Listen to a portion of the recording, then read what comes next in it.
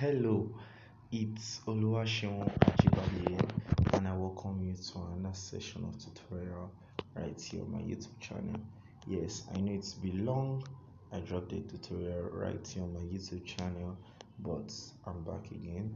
And in this tutorial, I'm going to be teaching you a trick on how you can work on any designs and all. So I'm going to be teaching you how to add a realistic drop shadow on shapes and probably your text so that you can have a different feel in your design. There's a feel that drop shadow does to your designs, and if you don't apply it well, you will distort that beauty of the design. So let's go into the tutorial.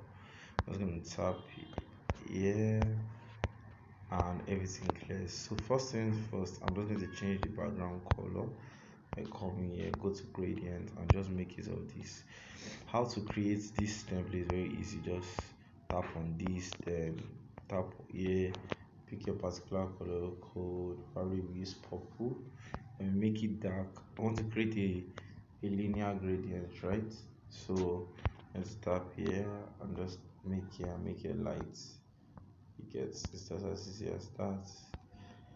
Okay, so we have that. Then I'm just going to add a shape. For example, if you worked on a design, let's increase the radius, just bring the sound here. For example, you also use it as a placeholder, you get. And I'm just going to go to shadow. I'm going to teach you two ways basically. Just come here. Now I've seen guys do this. This is very wrong. Your shadow should not be too hard, it should not be distracting. The subtle way to go about this is just come to shadow, change the color to like a particular color of the background. How do you do this? Just come here, tap on color picker, and then just pick this part of the color, and what's it called, you can even decide. For example, you want to create something similar. For example, you want to use this. Now to create a perfect, you don't want to create a glowy effect. No, let's make it subtle. So what I'm going to do is to reduce the opacity of this shadow, right? And we increase the blur radius. Let me start with 20. We want to create a seamless drop shadow, then you offset the uh x to wherever you want. Probably this is where you want it to be, but it will be better if you offset it by minus. So let's start with minus 10, and so we do this by plus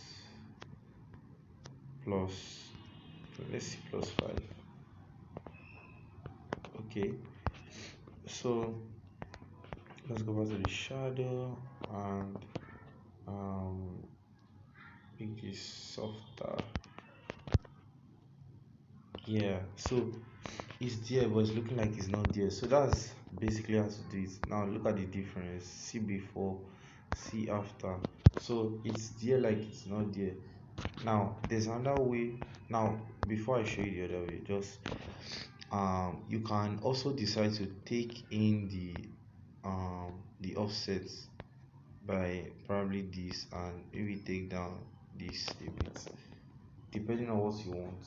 So this will make your design to be very much better than the way you just make it so much. You can also darken the shadow you get. So you can see how this blends. You get it. So now the other way to go about this is turn this off.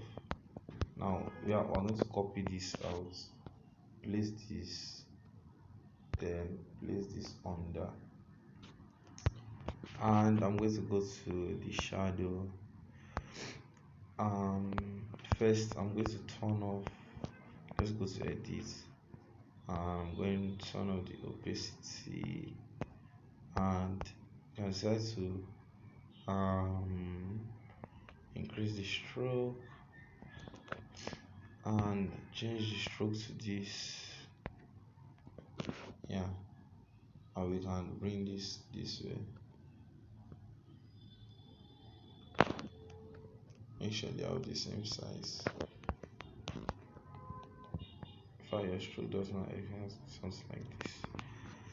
And what is about your shadow? Turn it on and on. Then turn it on, make it the same color as this. Increase the blur radius. Increase the blur radius and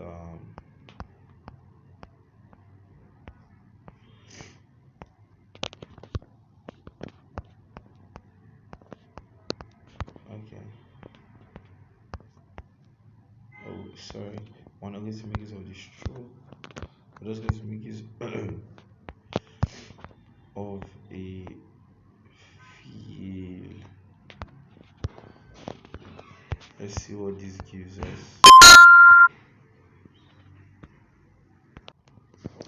So what we do is just come here. I'm going to work with the feel instead.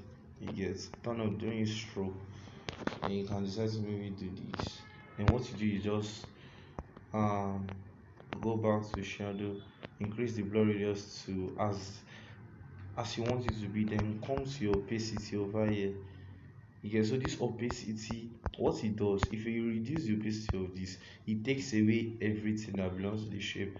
But when you do this, when you come here, it reduces the intensity of the shape. Do you get? So now the shadow can now work on its own. You get the gist. Then place this on top of it. Then we're going to make it more realistic. Now go back to your shadow and turn this off. Let's work with our shadow only, and just can decide to reduce the opacity. You can see this, and decide to also stretch. You get, so let's adjust this down a bit.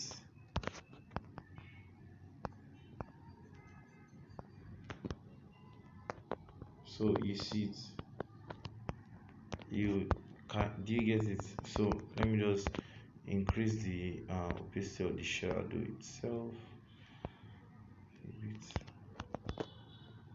Can you see this? So without the shadow, with the shadow, without the shadow, with the shadow.